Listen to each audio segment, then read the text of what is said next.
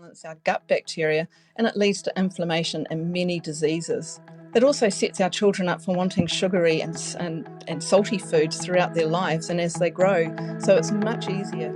به پادکست زعفرونی خوش اومدید.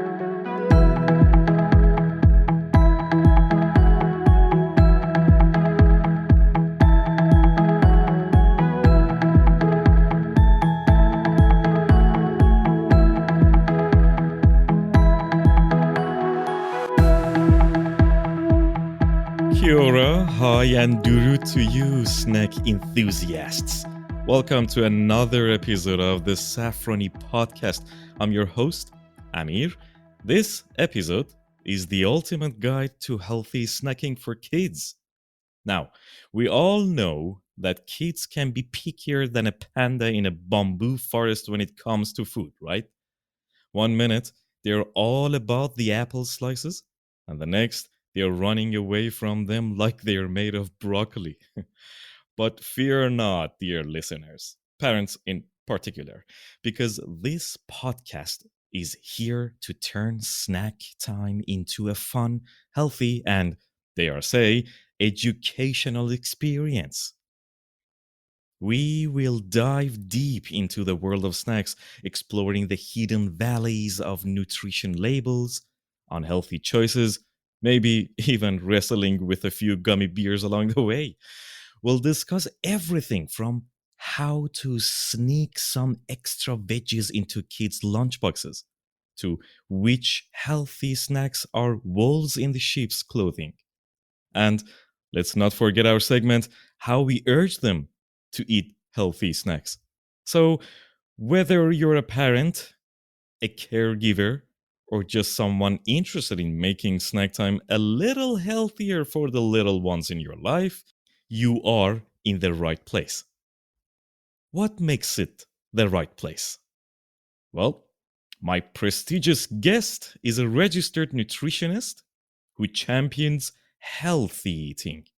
Ranee Hearst. Kia ora. Hello and thanks, Amir, for inviting me to talk today. As Amir says, my name is Ranee Hearst. I am a naturopath and a New Zealand registered nutritionist. I also have a Bachelor of Science degree majoring in biochemistry. I've got 20 years plus experience in the nutrition field, and I love to help people understand how food affects not only their physical health, but also their mental and emotional well-being. So that's a little bit about me. What questions are we going to answer today, Amir? That's fantastic. Okay, let's warm up with the definition of snack. What is the definition of snack and what are the healthy choices? Okay, so a snack is a small amount of food which is eaten between meals. As adults, we may or may not need snacks, but for children, snacks are really important. It's a part of their overall nutrition plan. The size of the snack really depends on the child, their energy requirements, and their developmental stage. There is no one size fits all when we're talking about snacking for children, or adults for that matter. You ask, what is a healthy snack? Well, this is quite a big chunk of information here, so hopefully your viewers don't get a wee bit bored. So for children, it's really important to provide a range of options. We need to remember that their stomachs are very small, so it's difficult for them to have enough energy-rich and nutrient-dense foods that last them, say, 5 hours. We also need to remember that children are growing, not just physically. Their brains require a huge amount of energy. Therefore, the snacks we give children may not be the best snacks that we have as adults. So some examples of good snacks for children are homemade fruit or savoury wholemeal or bran muffins, some peanut butter or any nut butter sandwich, pinwheel rolls made with wraps. You can fill these with veggie sticks or leaves, spread some hummus or some nut butter on the wrap. Children also quite like Vegemite or Marmite. This is quite a good spread for them too.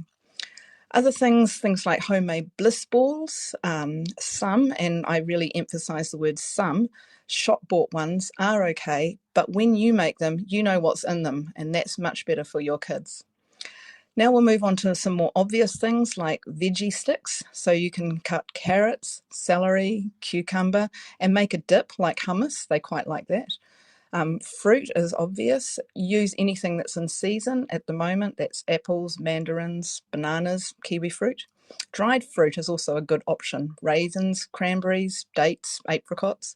And other things that I really like kids to be eating is cheese or yogurt. Add some fresh or unsweetened canned fruit into your yogurt. One thing that I really like kids to be having is boiled eggs. These can actually be quite fun. You can pop them into their lunchbox.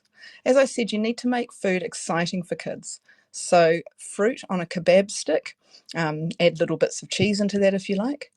You can cut your veggies or fruit or cheese into the shape of fries and call them carrot fries or cheese chips.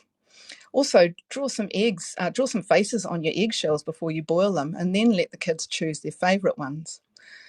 It's really important to make it appealing, and it's very, very likely that they will eat these nutritious snacks if they are exciting. I have a feeling, Ranee, that I have to go and find some snacks for myself. All these yummy snacks that you were mentioning, especially the kebab stick with fruits on it. Oh my I God, know. that's just delivers the joyness for adults too. Yeah, I've just had a snack myself, some cheese and crackers. So thankfully, I'm not too hungry. Well, and I also like the Marmite slash Vegemite. You know, that's something funny. My first cultural shock after seeing pineapple in pizza when I came to New Zealand was was Marmite. So one of my friends just introduced that to me. And, you know, it was an afternoon and the toast was there and the Vegemite was there. And I had no clue that Vegemite is not chocolate.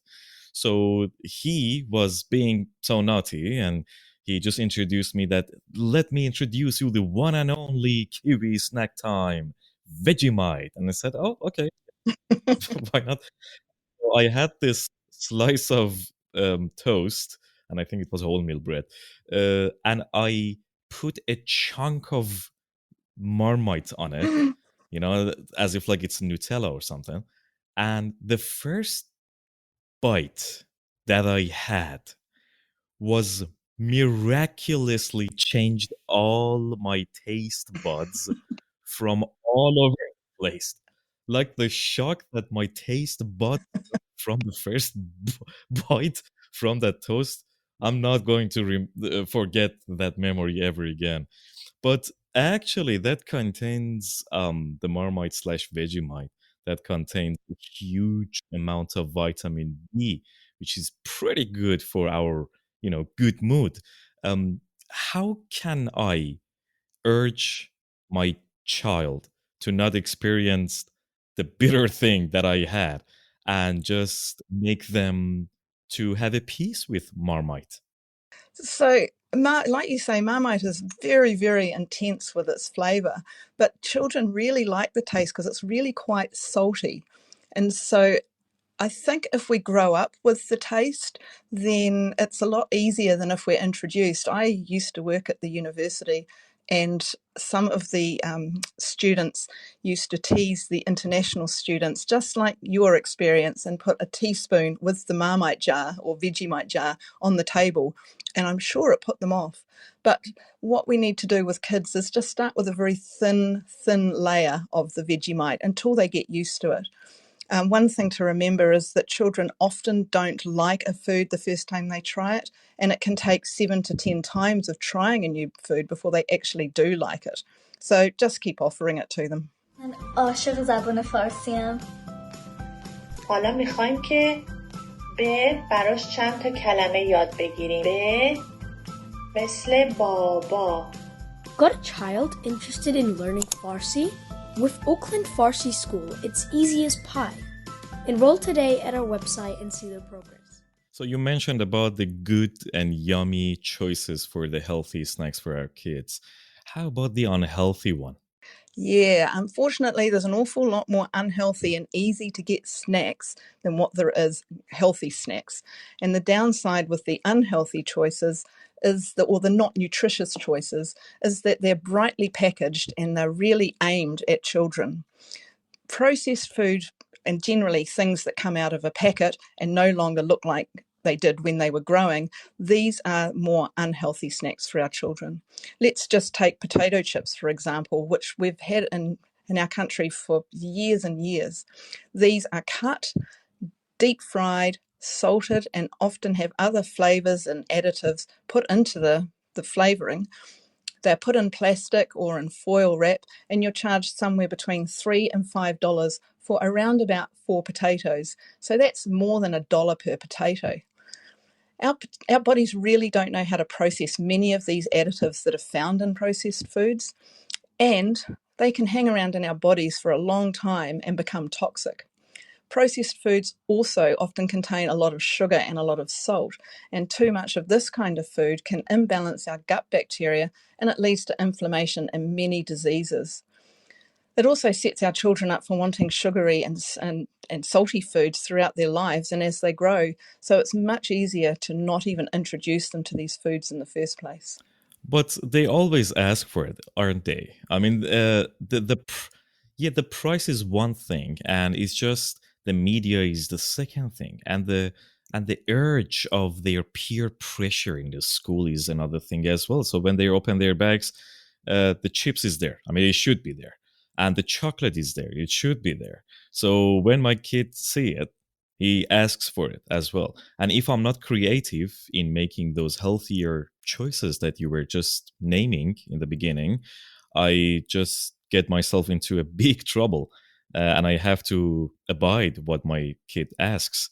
Let's talk about a little bit of the number of the portions, and let us know that how many times per day are the children allowed to eat snacks? Well, how many portions per day really depends on the child and their activity levels. A really active child, they're really going to need a lot more food than an inactive child.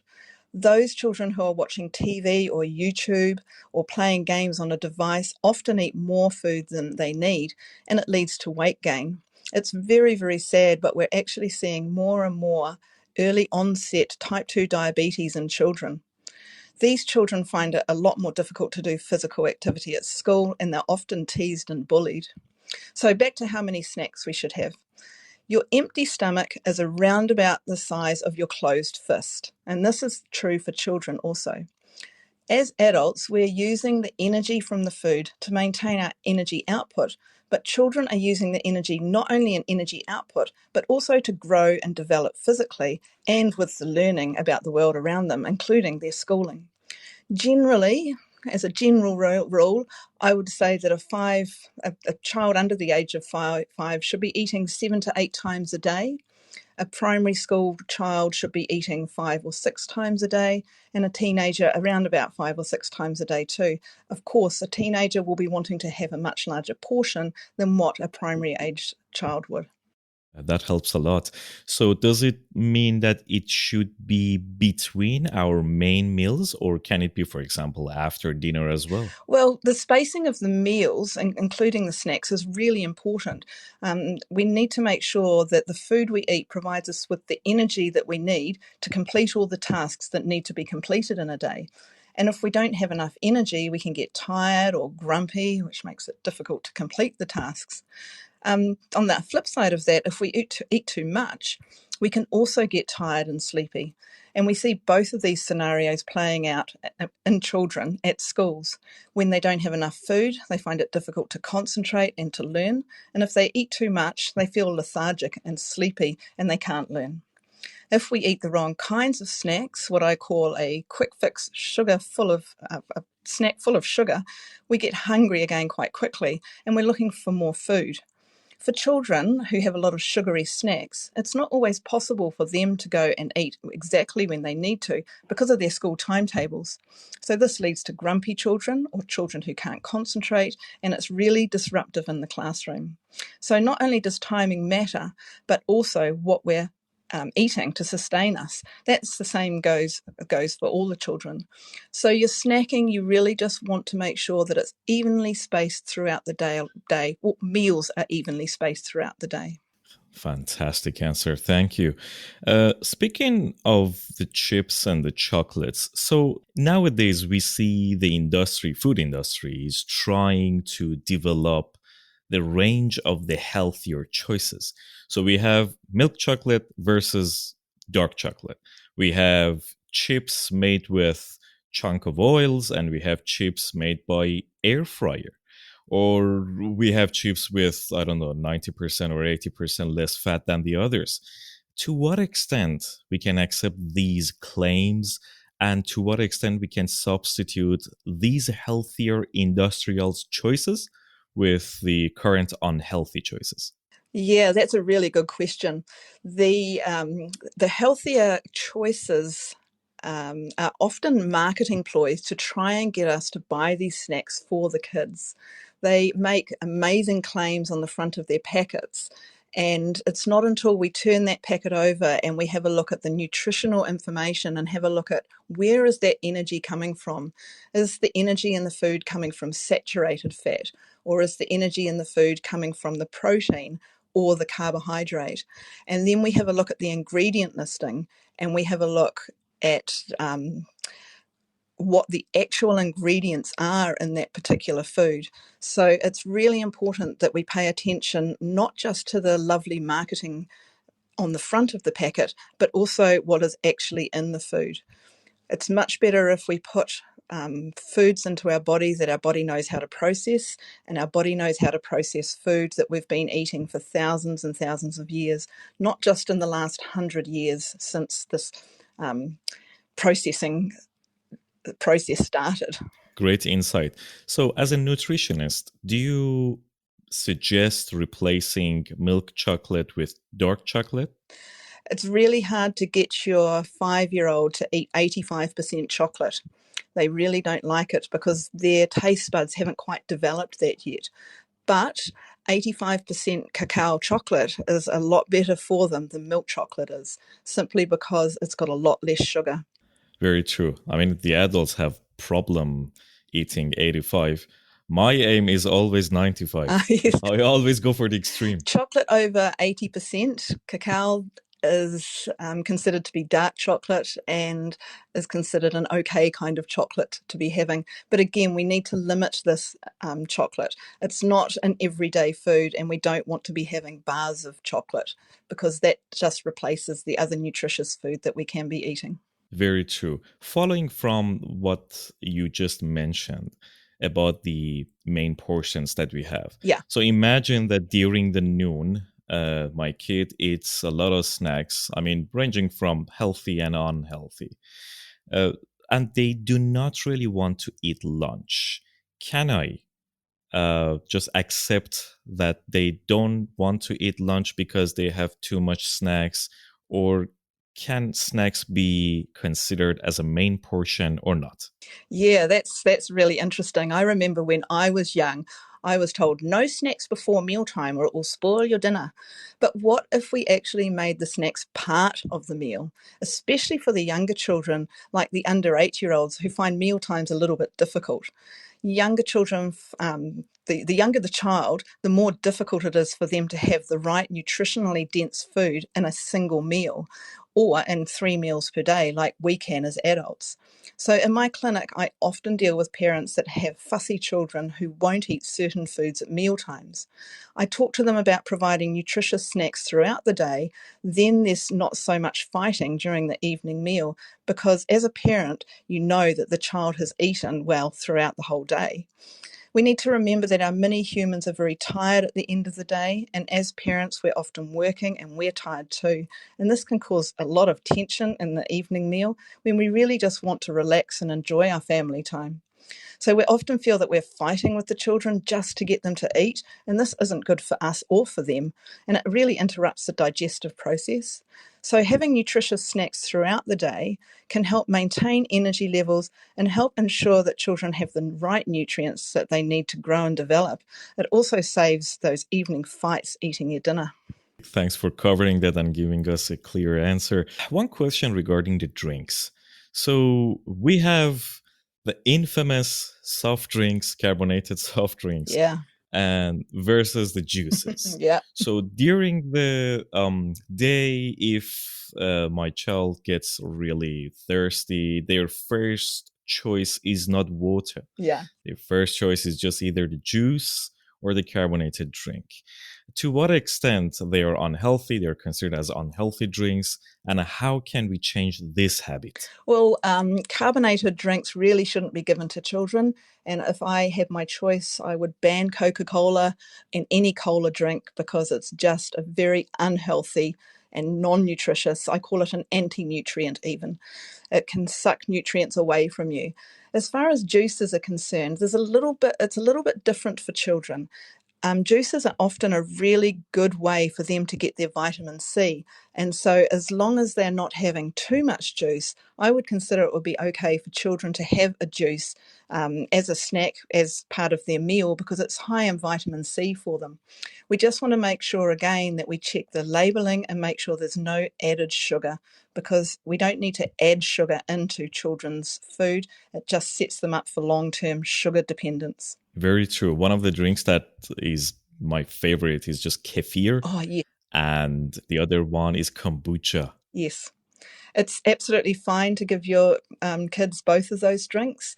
They are naturally brewed drinks. They give you a little bit of fizziness, and they're definitely not anti-nutrients like some of the other soft drinks. Yeah, that's very true. So in our conversation, you mentioned about the parents' role a lot. I have a feeling that if you want to educate children to stay away from unhealthy choices, we have to first look at the person in the mirror. Am I right? I think that you've hit the nail on the head perfectly there. I think it's really important for us as adults to role model the type of food that's appropriate for our kids. We can't ever stop children asking for things. The advertising that ensures with bright, colourful drinks and snacks and all the takeaway food, it just ensures that that's in their face as much as possible. That's what marketing is designed for, of course. What we can do is let children know about the food that makes us grow strong and healthy, and the food that is not quite so good for our bodies. I know that in schools they have programs that talk about healthy and unhealthy food. I prefer the terms nutritious and not nutritious. Or when I'm talking to adults, I talk about whole real food and junk, which is everything which isn't whole real foods. It's really important to remember that we as adults, we know what's good for our children and what's not good for them. Ultimately, it's our decision what we buy our children to eat, what we let them eat, and when we let them eat it.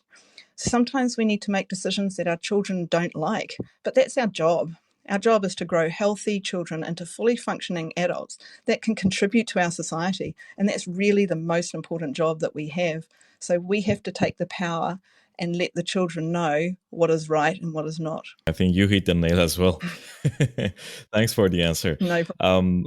You mentioned about your clinic as well. So to those who are listening to this podcast, if they want to be in a direct contact with you, what are the ways to be in contact with you, and how can they book an appointment in case they want to adopt a really good diet for themselves and their kids? Yeah, thanks, Amir.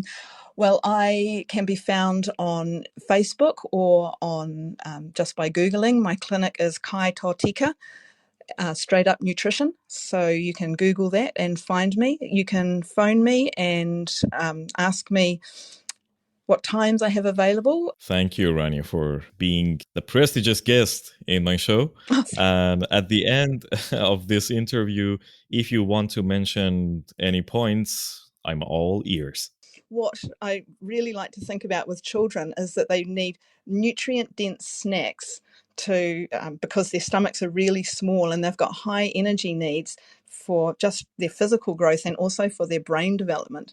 It's really good to avoid high processed foods that are high in sugar and high in salt. That's not really helping them at all. The number of snacks they need really depends on the child themselves. Physically active kids are going to need a lot more than children who are not doing so much. School-age children should be eating 5 or 6 times a day. Make sure that the meals are spaced out for them so that they get energy in a timely manner so that they can carry on. Nutritious snacks throughout the day can actually reduce mealtime conflicts, and that's really what we want to try and achieve, is everybody having a nice, quiet and stressless meal in the evening. Adults should really be the role models for what children are eating, and we need to educate them about nutritious versus non-nutritious facts. Schools can help, but it's really up to us as the parents to enforce healthy eating and healthy habits, because this is going to take the children through for the rest of their lives. Really appreciate that. Thank you for the time that you had with us. Oh, thanks, Amir. I really enjoyed talking today about children and snacking. It's a very hot topic and very difficult for us parents to enforce. No doubt about it, Ranee. No doubt about it. Okay, thank you very much for being in this show. To whoever is listening to Saffrony Podcast, this podcast can be found on social media under the username @saffrony.podcast. And Saffrony has 2 Fs. Please spell it correctly. What has been mentioned in this episode is pretty, I think, fantastic for both kids and the parents themselves. So feel free to share it with your kids, with your children, and with your peers. If you find this useful, please share it with the people you care. Until the next episode, this is Amir. I send you love and respect. Bedroot.